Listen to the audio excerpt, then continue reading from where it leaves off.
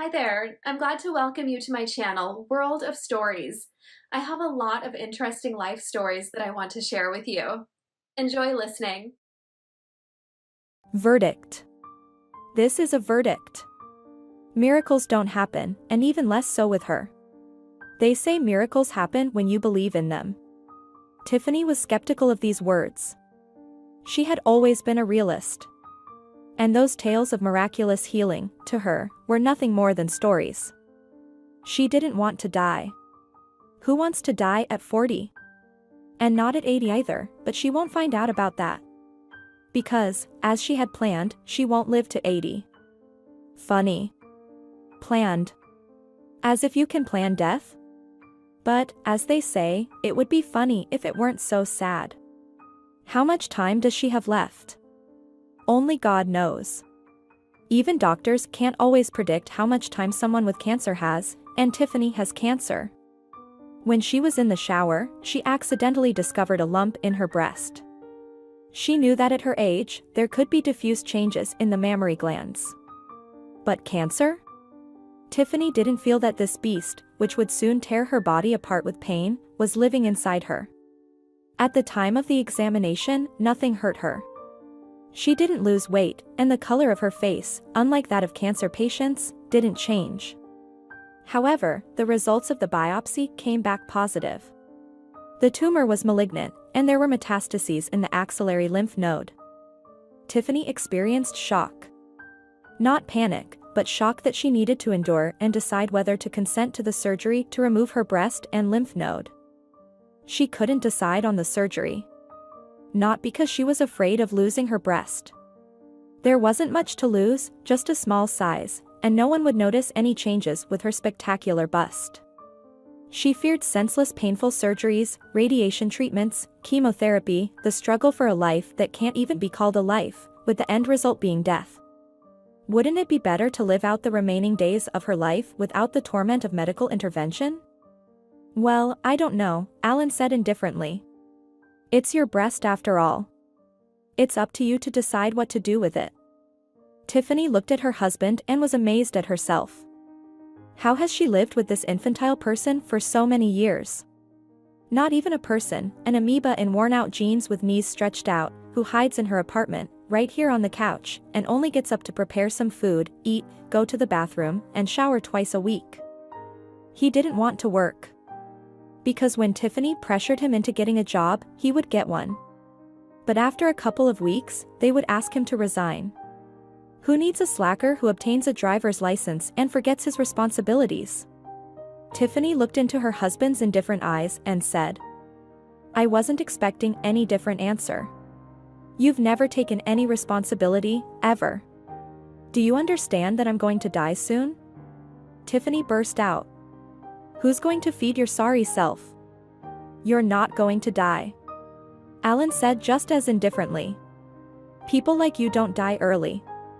People like you drag others to the grave. As long as I'm not dead, you'll stay alive. How many times Tiffany tried to get rid of the leech of a husband who latched onto her and lived off her. She suddenly realized that before her death, she could do anything. Everything she hadn't done for some reason before. Didn't allow herself to do. And she decided to start today, right now. Her first desire was to get rid of her pathetic husband. Tiffany understood that when the illness progressed, she wouldn't be able to work anymore, and this irritating Alan would be of no use to her. Get up! Tiffany yelled and pushed her husband off the couch. Gather your belongings and go to your mother's. I don't need you here. I want to peacefully die. Have you gone completely mad? Said Alan, getting up from the floor. Sick people don't behave like this. Is this a reason to throw me out on the street?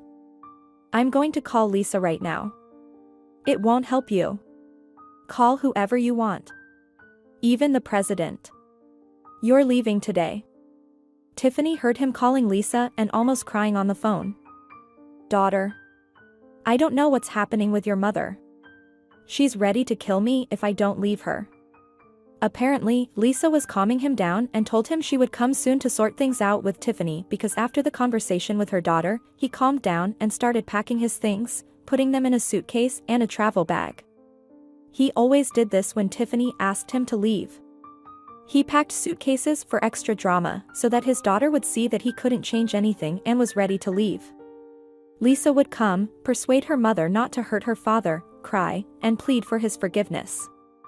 Lisa loved her father. Sometimes, Tiffany thought she loved him even more than she did. It's a pity that her daughter loved this good-for-nothing. Watching her suffering daughter, Tiffany pitied her and allowed the lazy man staying at her apartment. Today, it wouldn't be different. Today, Alan would definitely leave to his mommy. Oh. So many clothes bought with my money. Tiffany exclaimed. She emptied his suitcase and bag, and Alan smiled. He thought he was forgiven. The bag and suitcase are mine, and they aren't cheap, Tiffany said. So pack your things in plastic bags or grocery bags. Alan didn't expect this. He had to bring garbage bags from the kitchen and pack his things into them. Lisa didn't come into the apartment, she stormed in. Mom. What's with both of you acting like children? Mom, why again? Please, calm down. Why does Dad have to go somewhere? You've lived together for so many years. You can't live without each other. Tiffany looked at her daughter, at her husband. Such fatigue had overwhelmed her. She was ready to just leave things as they were.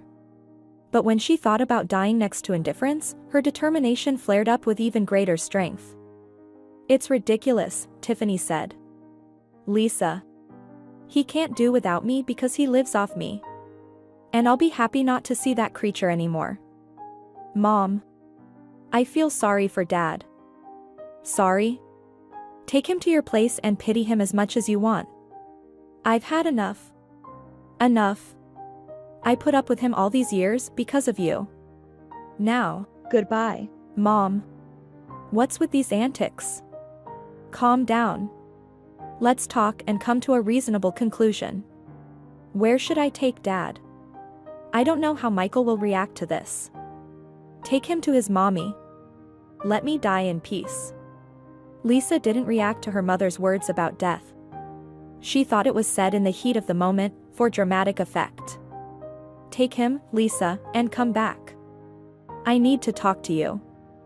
Alan was crushed by his wife's determination.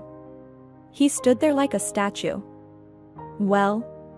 Do I still need to carry out your rags? Tiffany yelled. Take your bags and carry them to Lisa's car. There will be no mercy, or I can't vouch for myself. Mom. I don't recognize you. I never expected such antics from you. Lisa said and, taking one of the bags with her father's belongings, said resignedly. Let's go, Dad. I'll take you to Grandma's.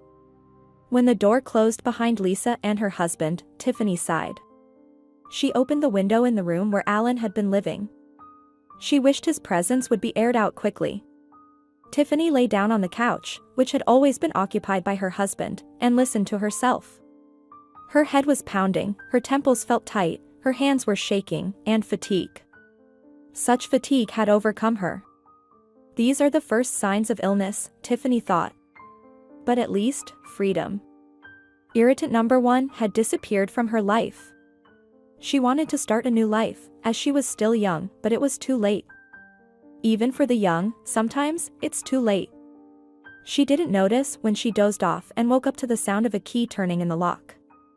Tiffany raised her head to see who was entering the room. She saw Lisa and burst into tears.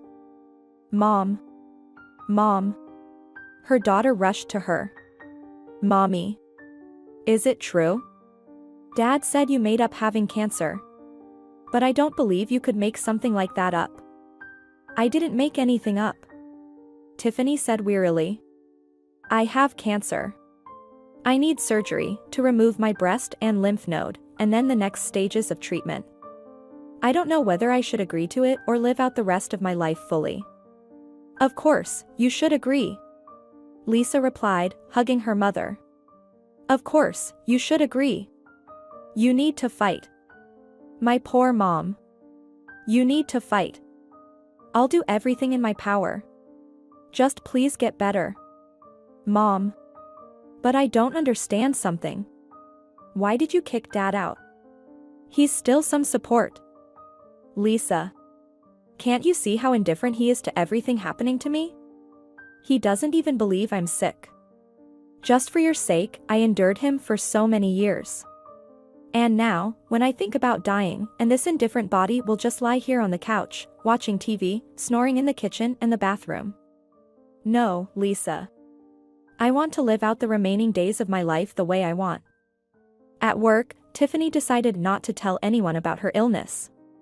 She didn't want to be pitted, have people pry into her business, and know about her ailment, waiting for her to step back from her responsibilities so they could take her place. During the surgery, she planned to take a leave of absence and use up the 2 weeks of accumulated time off from the past 3 years. The boss made a joke. Well, Tiffany, you decided to have a blast. Going all out. As if it's the last time. And most likely, it will be the last time, Tiffany thought, but she smiled at her boss and said, I'm going to visit my mother in the village. She misses me, and I need to help her. For Mr. Scott, parents and family were sacred. Therefore, as soon as he heard about his mother, he immediately signed Tiffany's application without delay. Tiffany had been working for his company for 17 years. Mr. Scott was American by passport, but with his fiery red hair, he was often mistaken for either a Jew or a German. Tiffany had never asked for a raise in her salary and earned less than the other employees in the department.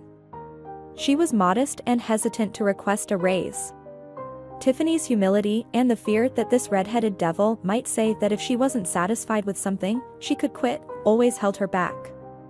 She had encountered that situation with some colleagues before, and so Tiffany was afraid to take risks. But now she could afford it.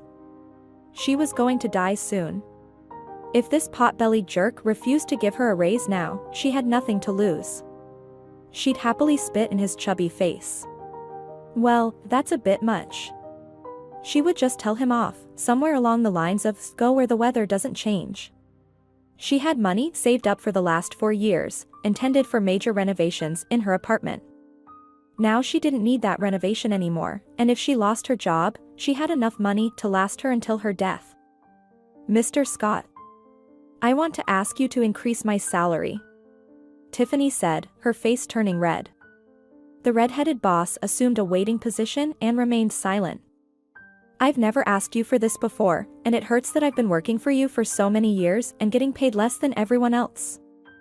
I thought if you didn't ask for a raise, it meant you were satisfied with your salary. The cunning American with Jewish-German origins replied. I am not satisfied. And I thought you should evaluate the work of your employees yourself. And initiate. Everyone asks. And I reward those I value. Ask too. Who's stopping you? What a jerk. Tiffany thought. Do I have to get down on my knees and beg him? She decided to be a bit bolder and if necessary, tell him off. She resolved not to ask, but rather to demand. I wish you would still increase my salary. How much are you asking for? The boss asked in a businesslike manner. Tiffany decided not to hold back. She was going to be bold all the way through. 25%, she replied, looking into Mr. Scott's yellow, greasy eyes. You're really reaching for the stars here. The boss smirked. Is that a no? Tiffany even felt saliva building up in her mouth, so badly did she want to spit in that arrogant face of her boss. But what she heard, she couldn't believe her ears. All right, Tiffany. All right. Considering that I haven't increased your salary over all these years of your work, I'm willing to raise it by 25%. Have a good rest, Tiffany. After your vacation, I expect you to come back with renewed energy. All the best. The boss said, indicating that the audience was over. Yes, Tiffany said to herself as she left Scott's office. Another victory. The rest of the workday was spent in high spirits. In their department, it was customary to celebrate the end of the last workday before a vacation. The male co-workers bought alcohol, and Tiffany ordered a variety of snacks for delivery. It was Friday, the last day of the week, so the feast lasted until almost midnight. Those who hadn't been drinking alcohol left in their own cars, while those who had ordered taxis. "Mr. James, could you give me a ride home?" Tiffany asked her department head. "I'm taking a taxi," James said. "Well, I'm going with you." James was going to say that their destinations were not in the same direction, but he didn't want to disappoint the vacationer with a refusal. "Okay," James said. "Let's go." In the taxi, James wanted to sit in the front seat next to the driver, but suddenly Tiffany switched to a more informal tone and said, "Sit next to me, please." Tiffany's requests took James by surprise. First, this ride home, even though their homes were in opposite ends of the city. And now she wanted him to sit next to her. James thought she might have had a bit too much to drink and was trying to be playful, picking him for her antics. Well, okay. He would tolerate these antics, James thought. Tiffany had had just a bit to drink. After all, she had little time left, and only she knew that. Despite the fact that Mr. James was 4 years younger than her and had a young wife, who was also 20 like her daughter Lisa, Tiffany didn't care today. She had always dreamed of kissing James. His plump lips enticed her. Besides, with her couch potato lifestyle, she hadn't kissed in a century, not anyone. "I'll kiss him now, and I can die happily," Tiffany thought. "Damn it. I don't care what he'll think of me. I probably won't see him again anyway. Walk me to the entrance door," Tiffany said when the taxi stopped near her apartment building. James got out and followed Tiffany like a sacrificial lamb, complying with her whims. "Are you alive or what?" Tiffany said, turning to him. "James. We're alive. Do you understand? We're alive for now." He didn't understand. He really didn't understand her. He didn't understand what he was doing there, why he's standing by her building's entrance. "Good night, Tiffany," he said and was about to leave. "Wait," Tiffany said. She approached him closely, embraced him, and pressed her lips to his in a kiss. At first, he was taken aback, but then he hugged Tiffany and responded to the kiss. They stood there, and Tiffany couldn't bring herself to pull away from James's lips. It's uncertain how much longer they would have stood like that, but the taxi driver honked at them. Tiffany moved away from James. "Thank you for not pushing me away." "Goodbye, James." Tiffany smiled, opened the entrance door, and left. In the morning, she woke up and remembered that Alan wasn't there. The kiss with James was so sweet, and that red-haired jerk didn't spare a raise for her. All of this would have been happiness if not for her illness. Her illness pushed her towards all of this, and she was doing what she wanted to do. Tiffany had always wanted to cut her hair really short, but her mother was against it and persuaded her otherwise. "Sweetheart, you have such beautiful hair. Don't cut it off. You're such a beauty, and if you cut it, you'll look like a boy." Tiffany listened to her mom, but now she only listens to herself. Today, she'll go to a salon and get the shortest, trendiest haircut. Moreover, if she undergoes chemotherapy, her hair will start falling out. So at least now, she can walk around with the haircut she's always dreamed of. Tiffany's new haircut suited her very well. She even looked younger. But on Monday, she was admitted to the oncology center, and she decided to pack the things she would need there. She laid out everything necessary on the table.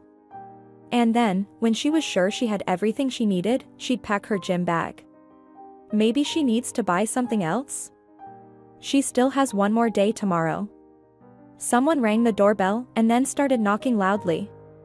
Lisa has a key to the door, thought Tiffany. Who else could it be? Tiffany barely had time to turn the key in the lock when her mother-in-law burst into the apartment. She glanced at her daughter-in-law and asked, "Did you get a haircut?" "Hello to you too, Ms. Martha." "Yes, I got a haircut." Tiffany wanted to offer her mother-in-law to come into the room, but Ms. Martha didn't need that. She rushed past Tiffany like a fury and plopped down on the couch, where her son Alan used to sit.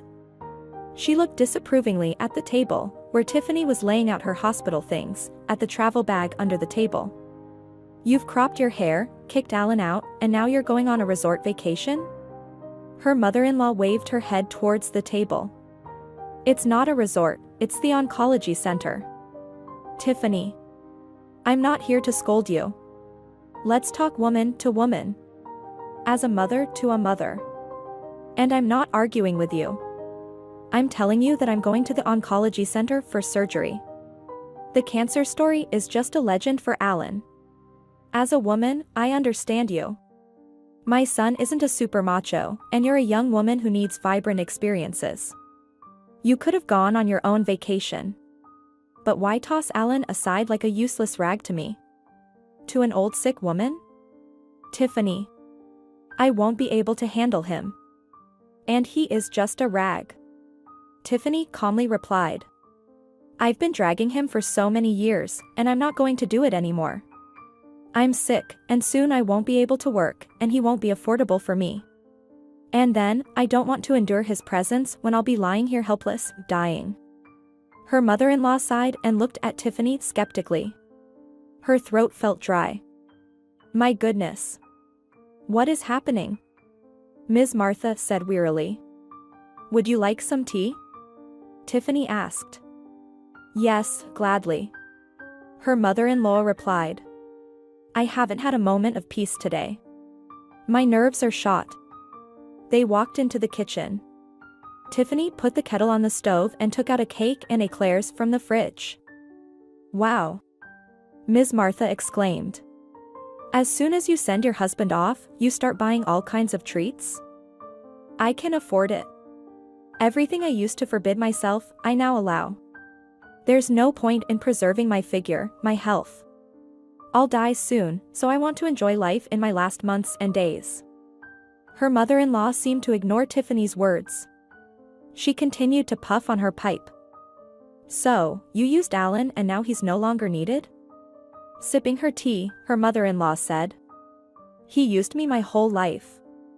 Enjoying the eclairs, Tiffany replied. And how did I use him? I don't understand. And where is your daughter from? Lisa is Alan's, isn't she? Am I wrong? That's all I used him for. Anyone else could have been in his place. You can use anyone for that and not carry him around with you your whole life. Tiffany. Many women don't even have a husband like Alan. He doesn't drink, doesn't smoke, he cooks. He even brings you slippers when you come home from work. I've seen it, don't deny it, her mother-in-law suddenly took on a raised tone. I wish he brought me a salary instead of slippers. Tiffany countered. And as for his cooking, he eats it himself. I won't touch his meals. Besides, he cooks using the groceries I buy with my money. I see, we won't come to an agreement. You won't take Alan back? No. Tiffany answered firmly. Have some pity on me, Tiffany. Who will have pity on me? Do you hear me? I might die soon. Her mother-in-law looked at her incredulously and said. Well, if you're dying anyway. What does it matter who lives in your apartment? Let Alan live here. Tiffany raised her eyebrows in surprise. I don't need him here, and even if he lives here after I die, what will he live on? Do you want me to burden Lisa with him? Well, so be it. She's his daughter. Children should help their parents. Then let him help you. He's your son. And maybe you'll die, and he'll find a worthy woman for himself. Her mother-in-law said sarcastically. The last thing I need is more worthy women in my apartment, fighting with Lisa. I've already filed for divorce, and after I die, he'll be nobody in this apartment, and he won't matter. The heirs are only Lisa and my mother. If Lisa wants to let him stay here after I'm gone, it's her right. But right now, I don't have time for this. Tiffany stood up, indicating to her mother-in-law that the conversation was over. She walked into the hallway and opened the front door. May God be your judge. Her mother-in-law said as she left. May God be the judge for everyone. Tiffany replied. Ms. Martha took the elevator down and met Lisa at the entrance. Hi, Grandma. Lisa said and gave Ms. Martha a kiss on the cheek. My dear granddaughter. Ms. Martha said tearfully. What is all this? What kind of antics is your mother up to? She's going to be the death of me and your father. You should talk to her, tell her to bring your father back home. What am I going to do with him? We won't make it on one pension. I already talked to Mom, Grandma. She doesn't want to hear about it. She's preoccupied right now. Maybe she'll soften after she comes back from the hospital, and then I'll talk to her. She's saying she already filed for divorce. I didn't know that. Lisa replied. And maybe Dad will understand that you can't live on just one pension and he'll go back to work. I don't believe it. Ms. Martha said hopelessly. And does she really have cancer, or is this just an excuse to get rid of Alan? Mom is sick, Grandma. How can people joke about things like that? You can't joke about such things, even in jest. Oh, what a disaster. Trouble from all sides. Ms. Martha sighed. Maybe Tiffany already has metastases in her brain and she doesn't even realize what she's doing? No, Grandma. Lisa frowned. What are you saying? Lisa. Maybe you could take your father in? Your husband has such a huge house, 2 floors even, your father could stay there. Grandma. But what is he, some kind of object? He's not disabled, and he's not an old frail man to take him in. He's only 42. A perfectly capable man. I can't, Grandma. Michael is against it. I asked Michael, and he said, why would I take your dad, the layabout, in? He should be working, but instead he'd be lounging around on my couch. Grandma, I'm pregnant, soon I'll be dependent on Michael myself. And now you want me to burden him with my father? He has a huge house and he's wealthy because he works day and night and values his money, he won't tolerate layabouts. So, there's no option here. Well, if there's no other way. Ms. Martha said, offended. Maybe I'll find a woman for him? Men are in short supply these days. So, I might become a great-grandmother soon? Ms. Martha smiled. Yes, Grandma. I haven't told Mom that I'm pregnant, and now I don't know whether to tell her or not. What if she's waiting and won't get to see the baby? You should tell her. You can't hide the belly. It's noticeable now. I want to tell you, my granddaughter. If Tiffany knows that she'll have a grandchild on the way soon, she might gain a new desire to live. She'll try to survive to see the baby and might live longer. I'll go now. Alan is waiting for me with news, but I have no news for him. Wait, Grandma. Get in the car. I'll drive you home, and then I'll go see Mom. Drive me, my dear granddaughter. Please, drive me. I have no strength left. As Tiffany bid farewell to her mother-in-law, she lay down to rest. She was getting tired quickly, something she hadn't noticed before. Despite her outward appearance, the illness was still inside her, gradually doing its dark work. Tiffany tried not to give in to panic, to keep herself together. But when she was lying like she was now, unoccupied, panic started to creep in, trying to befriend her. I want to live so badly, but dark thoughts keep creeping into my mind. Ending it all at once, putting an end to life, illness, and not dragging out days filled with pain and the anticipation of death. Not torturing loved ones with my fading away and sparing myself the agony. The phone rang. Mom appeared on the phone screen. The phone kept ringing, and Tiffany gathered her strength to avoid crying and telling her mother about her illness prematurely. She had decided to tell her later, when it would be impossible to hide it. Tiffany. Tiffany heard her mother's voice. Thank God, I was worried. You're not answering my calls, and I got scared. What if something happened? I've been feeling so anxious all day. Honey, please don't hide anything. Tell me. Is everything okay with you? Tiffany was on the brink of tears, but she took a deep breath, cleared her throat to dispel the lump that had formed, and said as cheerfully as possible. We're fine. Except that I sent Alan to Ms. Martha's and we're getting a divorce, but I consider that wonderful news. Well, yes. Well, yes. Ms. Gina said, flustered. It's been long overdue. There's something about your voice, I can't explain it. You're not sick, are you, Tiffany? Tiffany wanted to shout out, Mom. I'm ill. I'm scared. But she understood she couldn't do that. Her mother was 300 kilometers away from Tiffany, and if she heard such news, who knew how her heart would react? Although Tiffany's mom was only 60, young at heart, her heart had started playing tricks on her. The 20-year age difference between Tiffany and her mom, and between Tiffany and Lisa, was quite significant. All three of them had early marriages and they often joked about it. They would say it must be in their genes. No, Mom. I'm not sick. Tiffany replied. I was just tidying up the apartment, got tired, lay down, and dozed off, and then you called. This is just my voice after waking up from a nap. Well, thank God. Ms. Gina said. Tomorrow there's a big service at our church. I'll go and pray for you. For your and Lisa's well-being. I still feel uneasy, as if there's some foreboding. That happens to me sometimes, but once I attend the service in the church, I feel like a weight is lifted off my chest. If only things were as simple as Mom says, Tiffany thought. I would pray day and night to live. To her mother, she said. Please pray for us, Mom. Pray for me, dear. And tears started streaming down Tiffany's face. Mom. Mom. The connection is bad. I hear crackling. Can't hear anything. Goodbye, Mom. Tiffany shouted into the phone, hung up, and burst into tears aloud. Waves of soul-piercing pain, desperation, and tension engulfed her. She didn't hear Lisa entering the room. Mom. Lisa shouted and rushed into the room, embracing Tiffany tightly.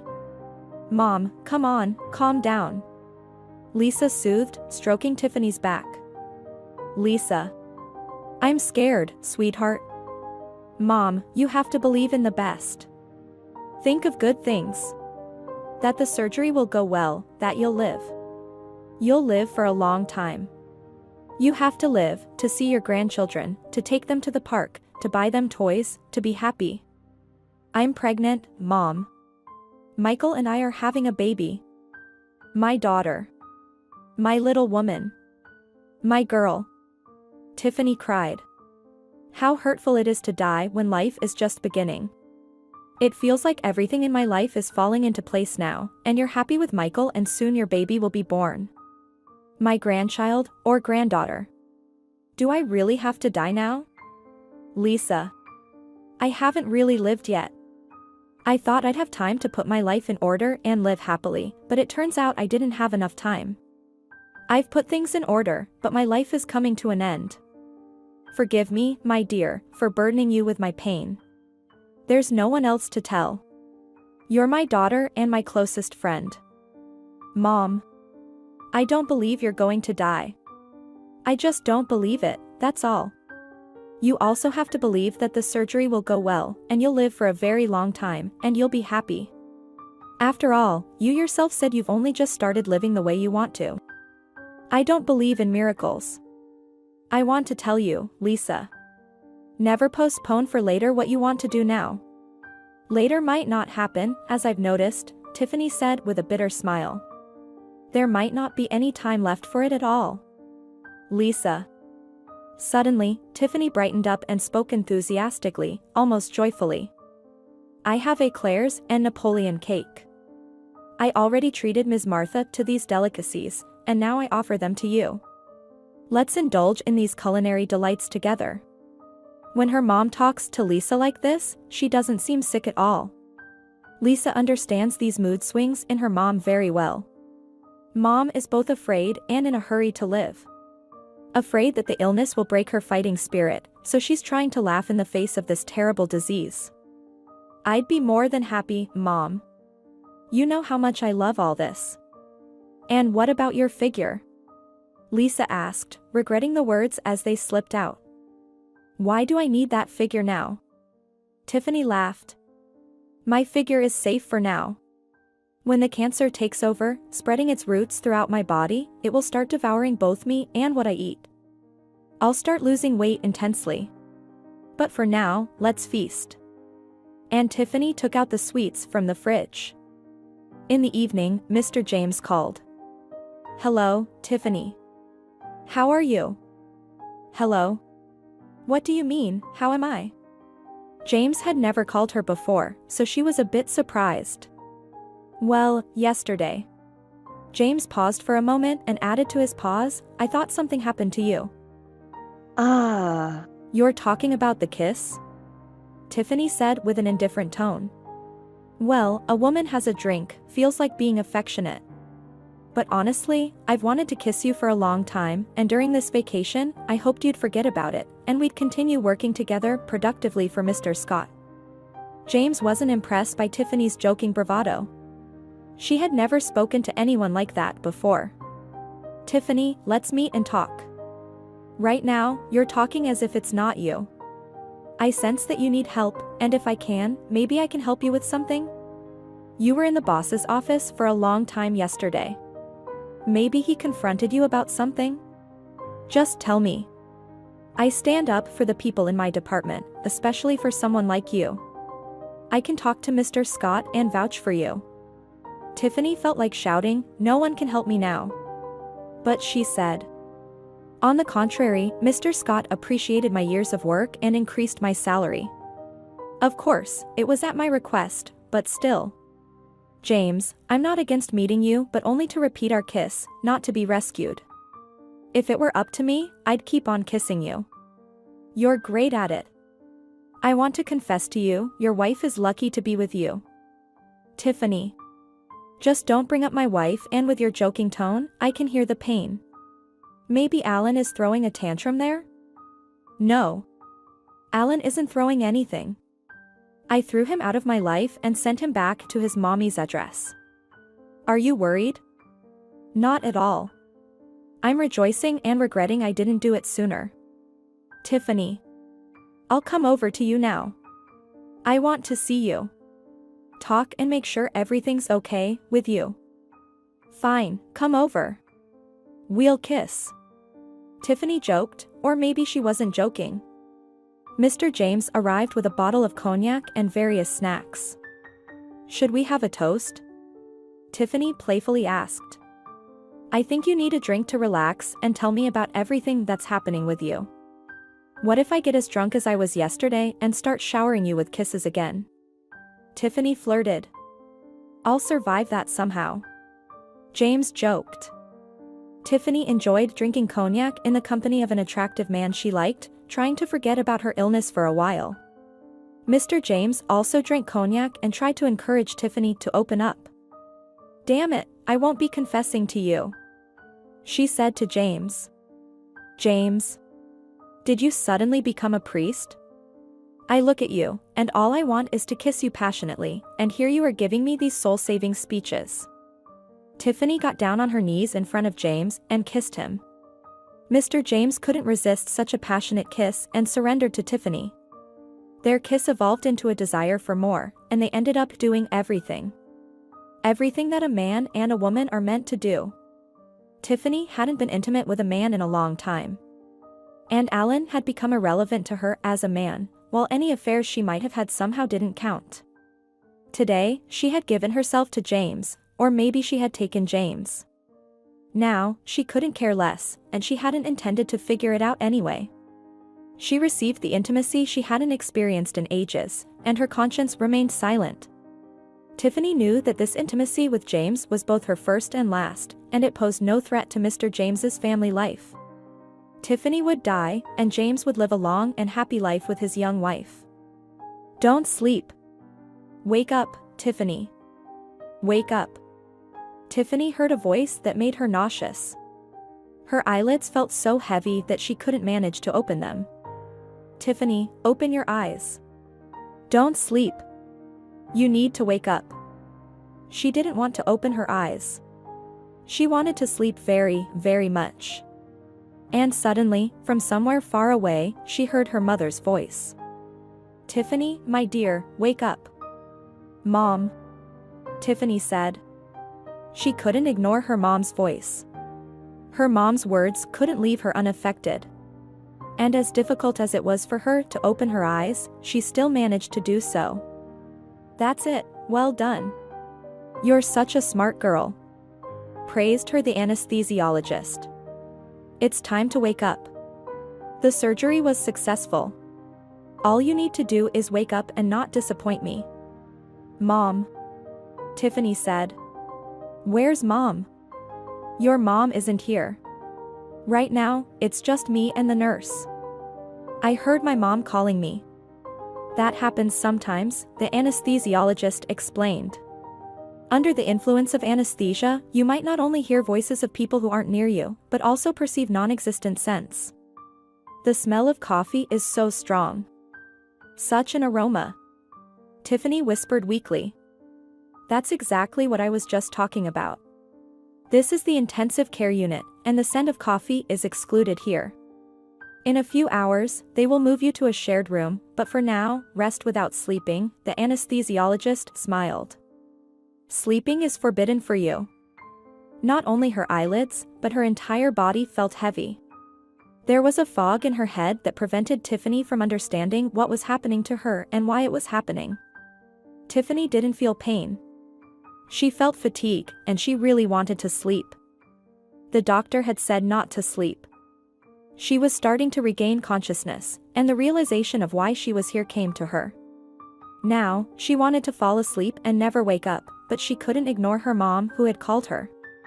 Let the anesthesiologist say that it was the jests of anesthesia, Tiffany was sure her mom could feel her, hundreds of kilometers away, and she could hear her mom from those same hundreds of kilometers. Her chest. Did she still have her chest or not? Tiffany could feel it. They must have saved her chest. Although it was impossible to determine that under the bandages, especially with her small cup size. But the fact that Tiffany could feel her chest, she had heard about such things. People get a limb amputated, but they can still feel it. They call it phantom limb. The doctor had said the surgery was successful. What did that mean? Did they successfully remove everything, and now it's time for the next therapy? Or successfully preserving Tiffany's breast, and the cancer isn't cancer after all? She wanted to believe in miracles, but Tiffany was a realist, and all the tests before the surgery, all the biopsies confirmed this dreadful disease. 6 hours later, they moved Tiffany to a shared room, where Lisa and Michael were waiting for her.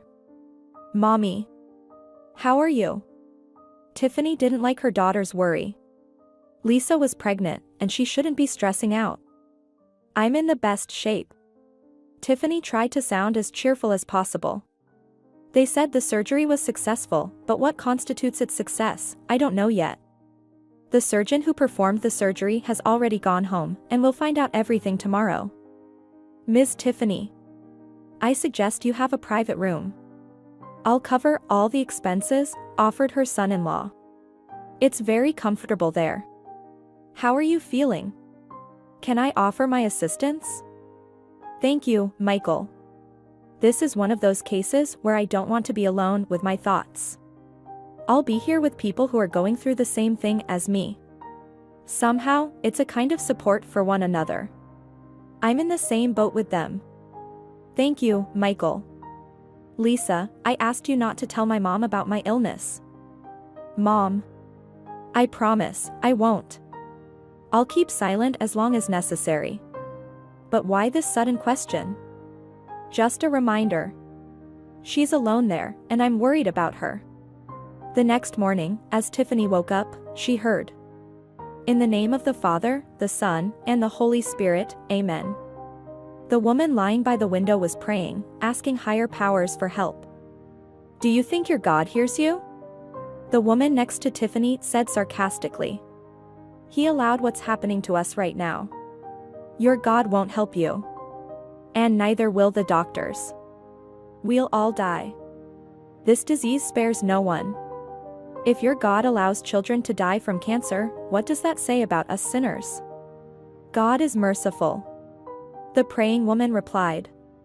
To be heard, you have to pray and ask for his mercy. You've been brainwashed by God and now, as they say, you're relying on him, the bitter woman persisted. Believers and non-believers, we're all here, waiting for death. Speaking of death, it's when the Lord permits, the praying woman said calmly. There are many of us sinners, and to be heard, you have to believe in the miracle of prayer and ask for help from the heart. Can you pray for me too? Tiffany asked. Sorry, what's your name? My name is Pamela. And what should I call you? I'm Tiffany. Well, then I'll ask our Lord for you. I pray for everyone in our ward. I pray and ask. You don't need to pray for me, Tiffany's neighbor cut her off. I don't believe in that fairy tale. We'll die anyway. And for you, Gloria, I pray that you believe in God, so that if you leave this world, you can do so with a light heart, with humility, without bitterness, and when you stand before God, receive his forgiveness and peace for your soul. Gloria snorted disapprovingly, but didn't argue with Pamela any further. And you, Tiffany, can also pray for yourself, Pamela addressed Tiffany. No. Of course, I'll mention you in my prayers. I don't know any prayers, Tiffany admitted. They only think of God when the trouble comes, Gloria grumbled. You can pray in your own words, Pamela continued, ignoring Gloria. Say what you feel. The important thing is that these words come from a pure heart, from the soul. A pure heart. That's funny. Gloria snapped. First, wash away the filth that you've accumulated throughout your life, and then you can talk about a pure heart. For your pure hearts, your God rewarded you with this disease, and me, of course, along with you. But what's this pious Pamela doing here with us sinners? If she's so pure and immaculate? But God gives me a trial, and I bear it without complaining, asking him to ease this trial, Tiffany said. Gloria wanted to interject with another sharp comment, but Tiffany stopped her. Gloria. There's no need to get so angry. People here are already on edge, and faith is something a person needs. I've realized that just now. Otherwise, how can we live? How can we survive? Are you still hoping to survive? Gloria said with a sneer. I am. Tiffany replied sincerely. And you're hoping too, since you've decided to have surgery. How can you not have hope? And Gloria suddenly burst into tears, surprising everyone in the room. I am, she said. I don't know what or who to hope for, but I'm hoping. I can't lie here as a sick person. There's no one to take care of me, and I don't have money for caregivers. I live with an alcoholic son. He takes all my money and drinks it away. I need to either recover or die right away. Otherwise, there's no other option. You're lucky, Tiffany. Your daughter is decent, and your son-in-law isn't poor. You'll die with dignity. The 5 people in the room fell silent. Each was lost in their thoughts, and those who were ready to criticize Gloria for her foul language now pitied her. The surgeon who led the ward and operated on Tiffany arrived. The operation, I believe, was successful, the doctor said. The breast tissue has been removed with skin grafting, and the underarm lymph node has been removed. Now we'll start using radiotherapy. This will help stop the progression of the disease, improve the quality of your life, and make your life more complete for a certain period of time. For a certain period of time? How long? Even the doctors can't predict that. A complete life. What did he mean by that? Without a breast, with the thought that the outcome is inevitable, Tiffany's life hangs by a thread. Is this a complete life? Tiffany understood that the surgeon had seen all sorts of things. That's why he talked about it so calmly, so rationally. What did she expect? It's his job. He's doing it well, and emotions are forbidden for surgeons. With emotions, you go to a psychotherapist or to God. A psychotherapist has no business with Tiffany's illness either, they just do their job. But what about God? Tiffany saw how peacefully Pamela carried herself. That means God helps her. And so, Tiffany decided to turn to the Lord. Lord, hear me. I beseech you, Lord. Tiffany whispered. I beseech you, heal me. I want to live. To enjoy life. To rejoice in my grandchildren. I beg you, forgive me for my sins. I'm ready to bear this trial, just allow me to live. Amen. James kept calling Tiffany multiple times a day, but she wasn't in the mood for him. What does he want? Tiffany wondered. I already said I won't confess to him. He has a wife at home. Talk to her. Well, they made a mistake. They gave in to temptation, but now what? All I want is to recover. That's it. James was calling Tiffany several times a day, but she wasn't interested in talking to him. Today, however, she could answer, and she even wanted to. After all, she wasn't planning to kiss him or anything. Right now, Tiffany was focused on her illness and her prayers. She understood that being involved with a married man was a sin. Now, that was out of the question. She wouldn't succumb to temptation. Besides, what temptation? She's in the hospital now. Hi, Tiffany. I finally managed to get through to you. James said with a hint of reproach. And you ignored my calls? After all, I'm your colleague.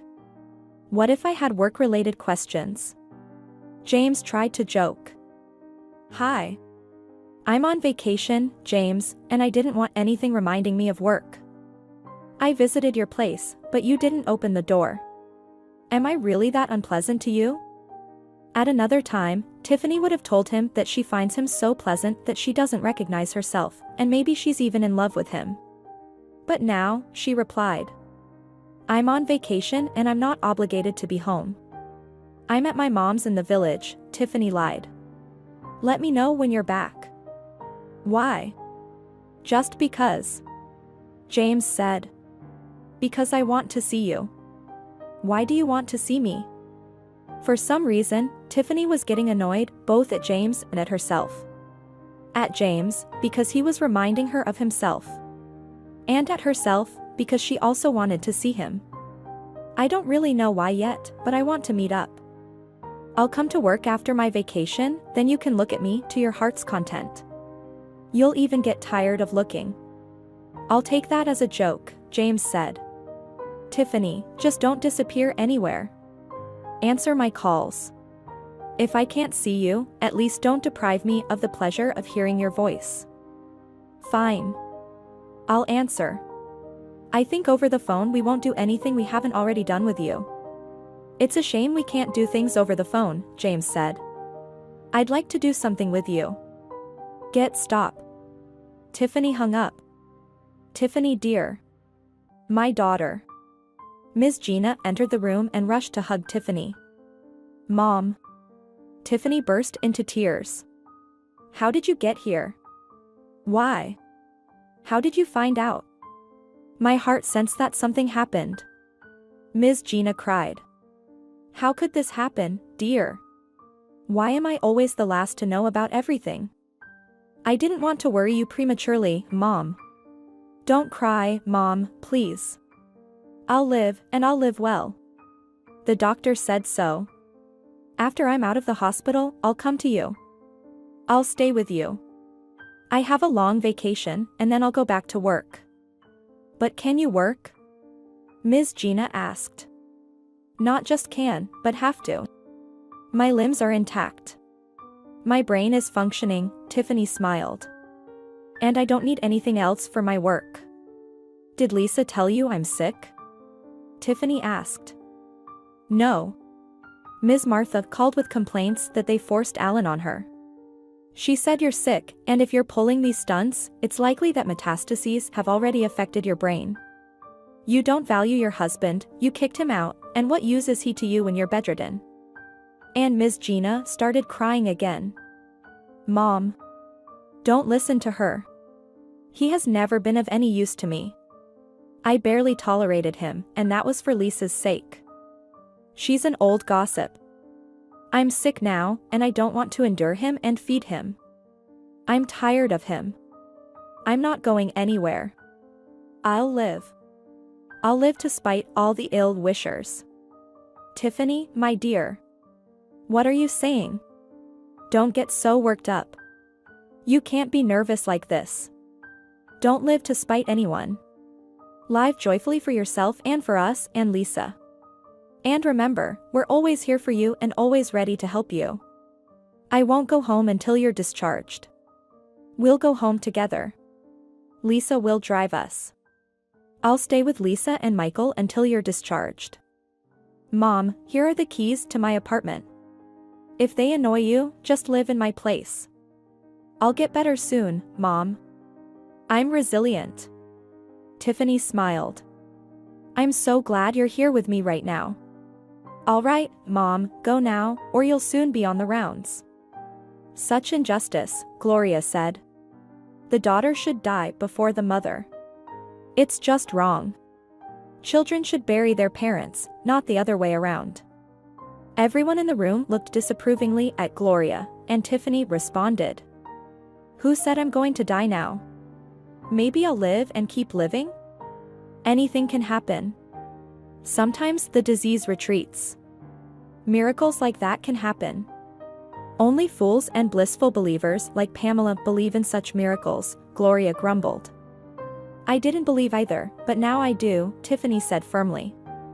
I believe it all now. I'll live. Despite Tiffany's confidence, the illness reminded her of its presence with nausea, and she rushed to the bathroom. She was racked with severe nausea. So, feeling better now? Gloria asked sarcastically when Tiffany returned to the room. This is just the beginning. This creature that lives within us is resilient. If the doctors can't handle it, we have to rely on miracles. That's what I'm here for, and everyone hates me for it. But I'm hoping for a miracle myself. I'm scared. Why are you talking like that, Gloria? Pamela said. We understand that you're nervous. What hatred are you talking about? Why would we hate you? Hatred is a sin. Save us and keep us, Lord. During rounds, Tiffany complained to the doctor about her nausea and dizziness. What do you want? The doctor replied. It's the postoperative period, radiation therapy, plus stress, a strain on the body. This period varies for everyone. So, first and foremost, you need to calm down and be prepared for various reactions from your body. After discharge, it's advisable to strengthen your immune system. Fresh air, preferably from the countryside, but avoid the sun, and consume quality foods, not from supermarkets, but homemade. Then these reactions will subside, and we'll observe from there, hoping for the best. After discharge, I'm going to my mom's village. Well, that's good. That's exactly what I was talking about. At her mother's village, everything was wonderful. The air was so fresh that you could breathe and breathe again. The silence and deep sleep were invigorating. And the food they bought from the villagers left nothing to be desired. How could it be compared to supermarket purchases? Tiffany had a great appetite. She was surprised at this appetite. She thought that due to her worries, she would lose her appetite and sleep, but no. The doctor was right after all. The rural environment was beneficial for her. The nausea bothered her, though, but she made peace with it. The doctor said the road to recovery would be long, and she understood that. Tiffany continued to pray and learned several prayers. Now her mornings began with a prayer in front of the icon of the Virgin Mary, and the day ended with prayer. Her prayers calmed her and gave her hope for recovery. In the evenings, when the sun dipped below the horizon, Tiffany would go out to the garden and gently and happily work on the beds. Sweetie, you don't need to do that. Ms. Gina would plead. I'll do it myself. Take care of yourself, Tiffany. Mom, you can't imagine how nice it is for me to be busy here. I even find the buzzing of mosquitoes pleasant. I feel alive. Look, what a sunset, Mom. Such beauty. But I never noticed all this before. Everything seems so vibrant now. I really want to live, Mom. A week later, Tiffany was set to return to work, but her nausea persisted. She had returned from the village and decided to go for an unplanned visit to the oncologist. She wanted to quickly figure out the cause of her nausea. She paid for express tests and the doctor explained the results to her. Everything is, to put it frankly, not bad. The test results are excellent, but it's still early to judge. Not much time has passed. I believe your nausea is due to another reason, so I will refer you for further examination with other specialists and at the local clinic near your residence. Pregnancy, 6 to 7 weeks, said the gynecologist. An ultrasound will confirm this. Is there something bothering you? Tiffany listened to the doctor, and it felt like they were talking about someone else, not her. I'm pregnant? This happened now and specifically to me? From that one random encounter with James? No, it can't be. It simply can't be. It's just too much for me. I'm asking. Is something bothering you? The doctor brought her back to reality. I feel nauseous. Tiffany said, flustered. I have oncology. I underwent surgery. I received radiation. And what now? Now you need to undergo all the tests and decide for yourself what to do about your pregnancy. I'll share my opinion and the medical perspective. In rare cases, women with oncology who have received radiation give birth to sick children. Sick children are born to healthy parents as well. So, it's up to you to decide whether to keep the child or not. Tiffany received a pile of paperwork for various pregnancy tests, left the doctor's office, and sat down on a couch. Such news knocked the ground out from under her feet. She couldn't even think. She couldn't even move, but she had to. Today, she had an ultrasound in 2 hours and an appointment with a general practitioner. It was fortunate that the clinic was close to her home. She came home and collapsed onto her bed. Despite the overwhelming news, Tiffany fell asleep. Now, all she wanted to do was sleep. Look here, the doctor said, pointing to the ultrasound machine screen with a smile. This is your little one. Still so tiny, you can't even call it a baby yet, but nevertheless, life. Life in this tiny dot. Everything looks good so far. How are you feeling? Are you considering keeping the baby? I don't know, Tiffany replied. I have oncology. Even more reason to keep it. Of course, everyone's life situation is different, but sometimes, when the father is supportive, and it does happen, a woman gives birth and her illness recedes. It gives a chance to raise the child. And sometimes, the woman becomes healthy as if she never had an illness. Motherhood works wonders. They removed my breast, I underwent radiation. Tiffany repeated. That's nothing. A very small percentage of children are born with abnormalities after radiation therapy. And you will be under our observation and the oncologist's observation. So, go ahead and give birth. But what if I'm going to die soon? I have cancer. Tiffany repeated. Maybe the doctor hadn't heard her. Women give birth even when it's categorically not advised and they risk their lives. And sometimes, even when the mother is healthy and the pregnancy is progressing normally, things can go wrong. In any case, a woman is taking a risk. What did the father of the child think about it, said the ultrasound doctor. Tiffany wasn't even thinking about him right now, but now she was. I wonder what he'll say if I tell him about the pregnancy. According to the law, I'm still married to Alan, so there won't be any questions at work. The divorce is scheduled for the end of this week, thank God. Otherwise, if Alan finds out about the pregnancy, he might try to assert his rights, just to spite me. Although if he does start asserting rights, I'll present him with the responsibilities of child support. This is my child. Mine and no one else's. And have I decided to keep it? But I have cancer, and maybe I'll die soon. And who will the child have? Lisa? Mom? That's out of the question. I'll have to tell Mr. James, the father of the child, about the pregnancy. I need to know his opinion. After all, it's his child too. And what will I tell my mom? Lisa? If I have a child at this age, with such a terrible illness, they will definitely consider it, as my mother-in-law says, as a stunt. The more Tiffany thought about the child, the more she wanted to give birth to it. And an abortion, it's such a big sin, she prayed. She asked God and the Blessed Virgin for strength. And what if she has an abortion? Full of doubts, she called Pamela. Pamela, I'm pregnant, and I don't know what to do. If I give birth, I might die, and the child will be an orphan. But I'm afraid to even think about abortion. Abortion is such a big sin, Pamela said. It's terrifying even to think about it. No. No. If I were pregnant, I wouldn't deprive the child of life. If the Lord has decided to make you a mother, then it's meant to be. If you're facing this test, it's for a reason. No, Tiffany, and once again, no. Give birth, and that's it. Pamela's words gave Tiffany the strength to believe she was on the right path. Her child had to live. And as Pamela said, it was up to God. I won't tell my mom for now. It's too much for her right now.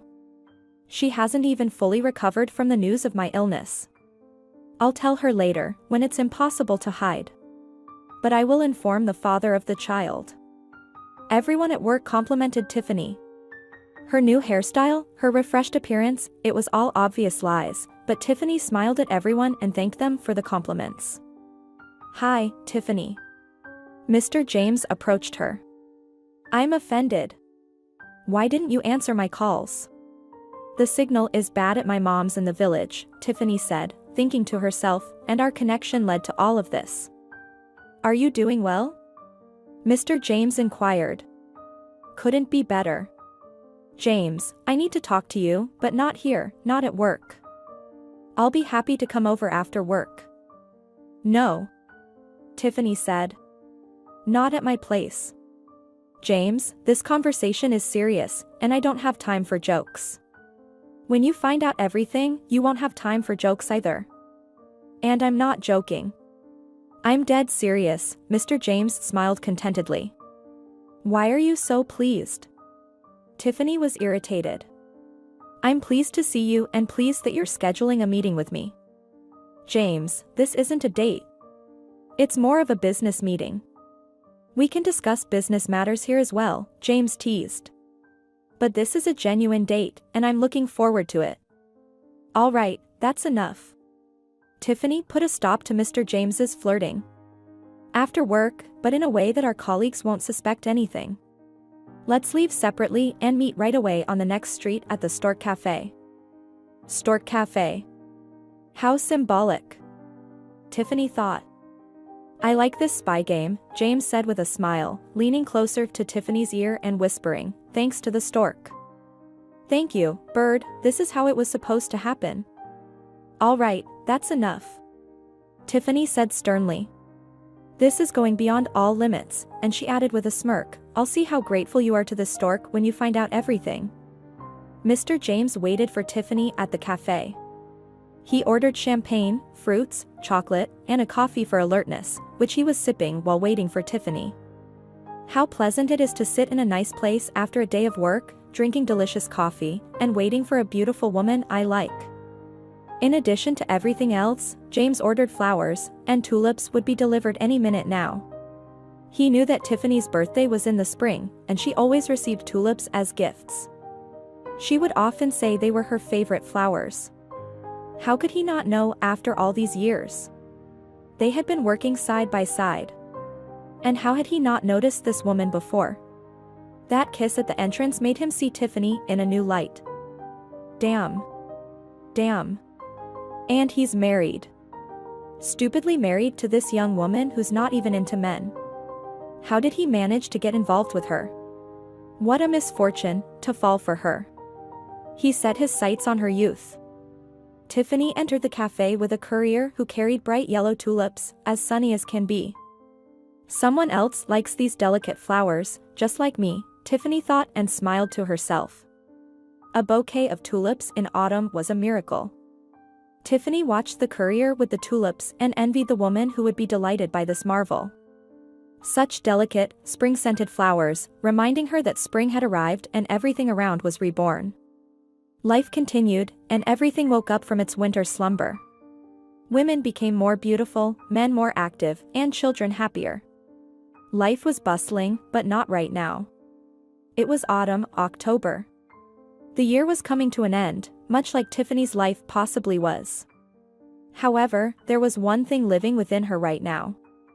Nevertheless, it would live, rejoicing in spring, tulips, and in this moment, she finally decided. Regardless of everything, she would give life to the baby who wanted to live just like her. Tiffany. James called her and waved. James's phone rang. He answered it, kissed Tiffany on the cheek, and said, "I'll be right there." With a half smile on his face, Mr. James carried the tulips. "It turns out, they're meant for you." It's as if I envied myself, Tiffany thought. "For you, Tiffany," James said and handed her the bouquet. "I know you love tulips. I wanted to make you happy." Tiffany took the flowers and brought them to her face. She closed her eyes, inhaled the barely noticeable scent of spring, and smiled. She hadn't felt so good and peaceful in a long time. Maybe because the tulips pushed her towards the final decision to carry and give birth to the baby. Or maybe because, for the first time, she had learned to enjoy life. To relish everything happening to her and everything surrounding her. Things she hadn't noticed before. This deadly illness had changed her and her life. And if it weren't fatal, Tiffany would have thanked it. "Did I get it right with the flowers?" James continued to smile. "I'm happy. Tulips in October, it's a miracle.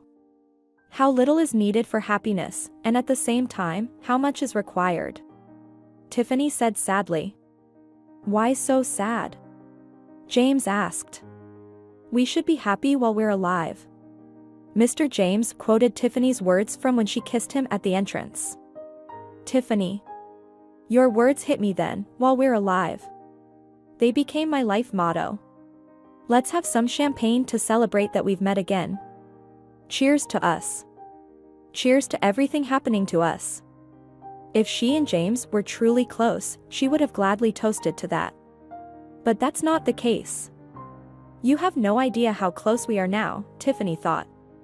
"And simultaneously how far apart we are." Tiffany was afraid to talk to James about the baby, but today she would definitely tell him about it. She needed to clarify everything and, despite everything, move forward. Carry the baby and try not to die for as long as possible. "I won't drink," Tiffany said. Mr. James raised his eyebrows in surprise. "You don't want champagne? Shall I order something else?" "There's no need to order anything. I can't drink alcohol," Tiffany replied. "You're still hiding something from me. I felt it even back at the entrance of your building." "Tiffany. Are you sick?" "Yes, I'm sick, but that's not the most important thing." "No, of course, that matters too." Tiffany was nervous, not knowing how to say it all without feeling humiliated and crushed by James. But no matter how much she turned it over in her mind, she had to speak up. "I'm nervous. I don't know how to say it." Tiffany nervously bit her lips, her fingers trembled, and her voice, tinged with hoarseness, didn't even sound like her own to Tiffany. She couldn't recognize her own voice, but she still gathered her strength and, on an exhale, said, "I'm pregnant." The silence at the table became unbearable. The cafe's noise went on as usual, but at Tiffany and James's table, there was a silence that absorbed all other sounds. James froze with a glass in his hand, looking not at Tiffany, but at the glass, as if trying to find something in it. "That's what I wanted to tell you." Tiffany broke the silence, got up, and started to leave. "Wait," Mr. James said in a commanding tone, almost like a boss. "And why should I know this? You're getting divorced from Alan, and you're pregnant with his child, and so what?" "So, are you getting divorced from him, or are you not?" "I don't understand anything." "I'm divorcing Alan, but this child isn't Alan's." Tiffany wanted to say that the baby was James's. But Mr. James interrupted her with his own words. "Is the pregnancy a result of your vacation?" Mr. James was getting angry. "Are you really thinking I brought you here to announce a resort pregnancy? This is your child, James, from a one-time affair we had. James fell silent again. Now he was looking not at the glass he still held in his hand, but at Tiffany. My child? James asked again. You mean to say? I've already said it. Yours and no one else's. After the baby is born, you can do a DNA test. I won't consent to a test now, I don't want to take risks. Waiter. Mr. James suddenly shouted. 200 grams of brandy and right away. I won't make it to the bar myself. The waiter hurried for the brandy, while Tiffany awaited judgment from James. After downing 200 grams of brandy in one go, James caught his breath and said, Tiffany. You might not believe me, but if it's true, then I'm happy. Very happy about it. You know that Rita and I couldn't have children, and I stupidly got involved with this Angela. I would have continued living with Rita. It was only Angela who told me she was pregnant by me and even brought a certificate. I was overjoyed, like a fool. And then she told me that if I didn't marry her, she would have an abortion. Well, I divorced Rita and married this worthless Angela, who later said she had a miscarriage and there wouldn't be a child. And then she didn't get pregnant. I was beginning to think I couldn't have children, and now this news. Inebriated James sat next to Tiffany, hugged her, and said, We'll raise our child together. Tiffany. I'm happy.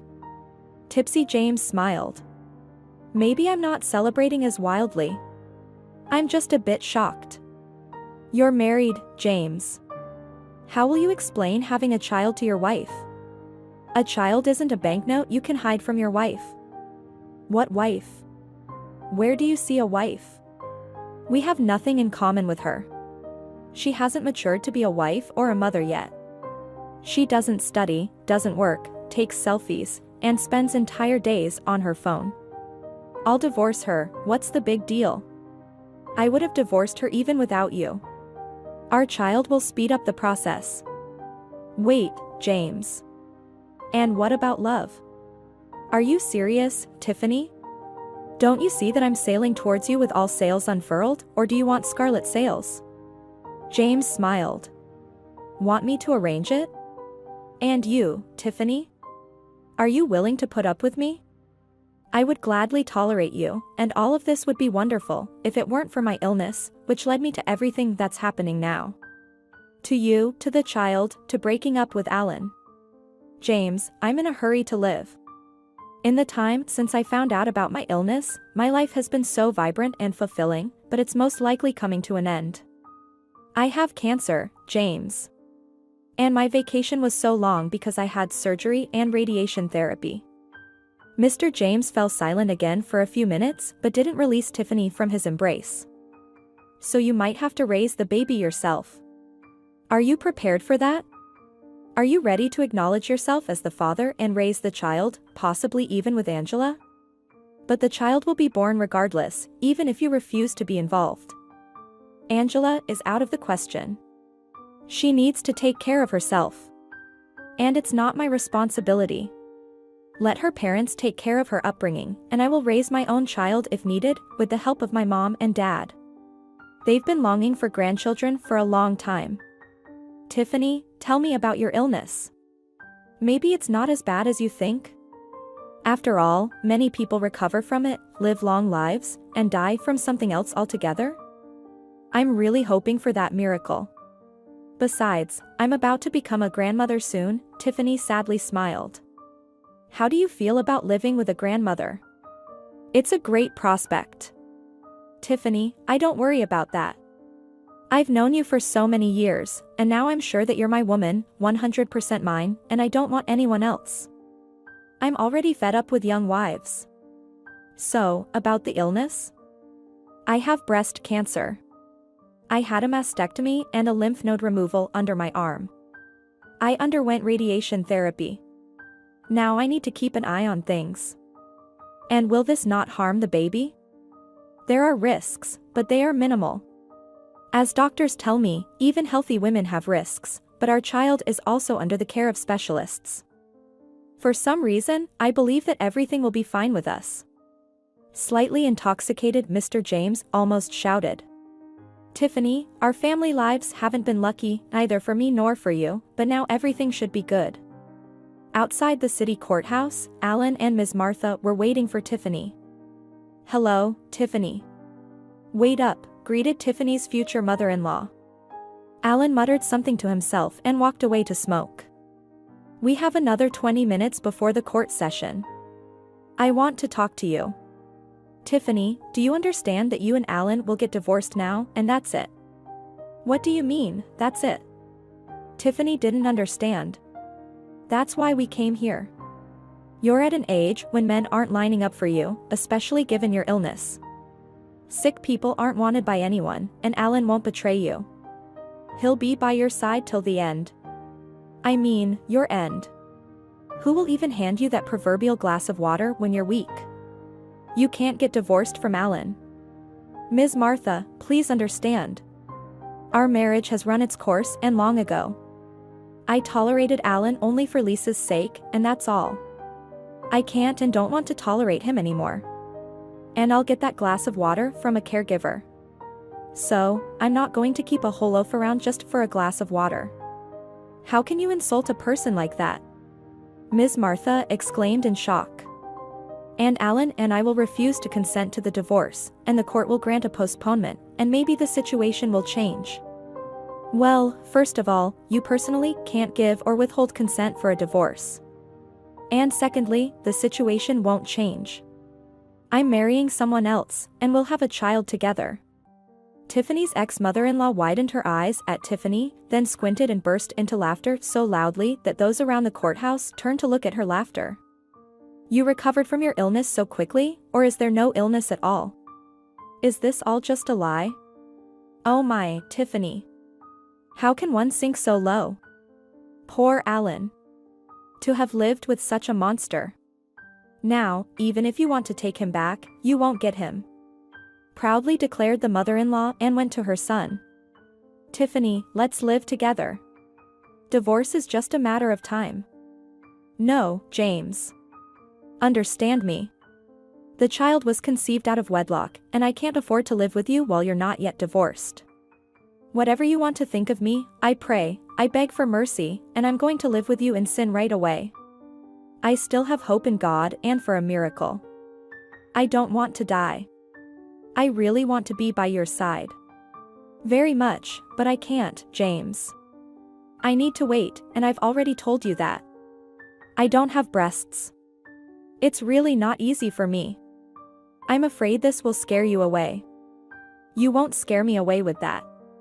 Tiffany, if it's important to you, you can get implants. If, of course, it's possible. It is. I've already consulted with an oncologist, but not now, later. I understand you, but understand me too. Angela won't agree to a divorce and has come up with another pregnancy story, backed by a certificate. But believe me, Tiffany, I'm sure there's no pregnancy, and now I won't even touch her. I want to be with you and our child. Only after we register our marriage. Due to my pregnancy, we won't need to wait a month. You just need to get divorced from Angela. Or have you changed your mind?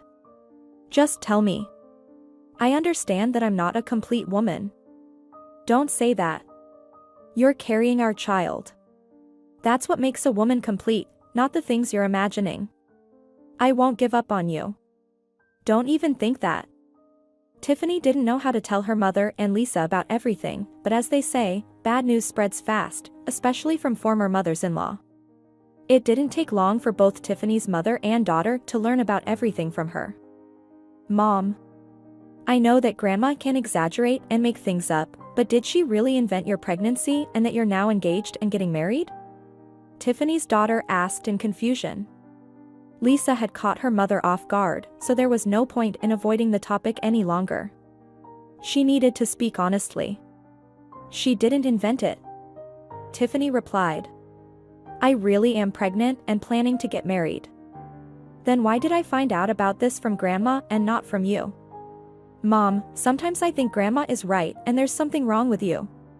Do you realize that you're seriously ill? And what will happen to the child if? Stop with the what if questions, Tiffany sharply interrupted. Everything is fine with my head. And why would I bury myself now? Lie down and wait for death? I want to live. I want to love. And I want to raise my child. Lisa, it hurts me that you're my daughter and you're not supporting me. I've only just started living again due to my illness. Do you understand? I want to live. I will live. Mom, don't get upset.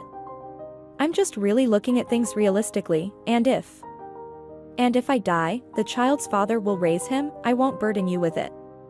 Don't worry. Let me live the way I want. Well, of course then. Since you've decided that way and didn't even inform us or ask for our opinion. Lisa. I'm a grown woman and don't need anyone's advice. Support, yes. Everyone needs that, but advice, unfortunately not. I hate to disappoint you. I don't need advice, and I will live according to my own judgment. When did I force my advice on you? If you didn't ask for it? Lisa fell silent, as if trying to remember if her mother had given her advice before. Lisa, let's not blame each other for anything and try to accept each other as we are. Fine. Lisa reluctantly replied. Just in the future, let us know about your tricks so we don't have to find out from third parties. From her conversation with her daughter, Tiffany realized that her mother was already aware of her tricks, as Lisa put it. She decided to call her mother first and tell her about the recent events in her life. How did you decide on this, my dear? Ms. Gina asked. What if something happens and the child ends up without a mother? Tiffany was taken aback by her mother's questions and hesitated before responding. Mom, sometimes even healthy women die suddenly. Anything can happen, but right now I value life so much that I can't deprive my child of it, a child I already love, and I love his father, and I love you, Mom. You know how happy I am right now. Happier than ever before. It's wonderful to live in love. Even if these are my last days or months, I want to live and rejoice. To see my child grow. To witness their first steps. To hear them say, Mom. I want to live, and I'll try to live for a long time. I can't leave love early. Well, if that's how you feel, my dear, then I'll always support you. Just know that, and don't hide anything from me. Ms. Martha filled my head with all sorts of things. My heart ached for a moment. Mom, it's better not to answer her calls. You won't hear anything but gossip from her. Mom. Mom. It's already a holiday. Wake up. It was Tiffany's 3-year-old Jessica who woke her up. Tiffany stretched, smiled, and opened her eyes. And now it's a concert for Mom, Jessica said and began to sing. Happy International Women's Day. With the spring holiday. With the first flowers on this Women's Day.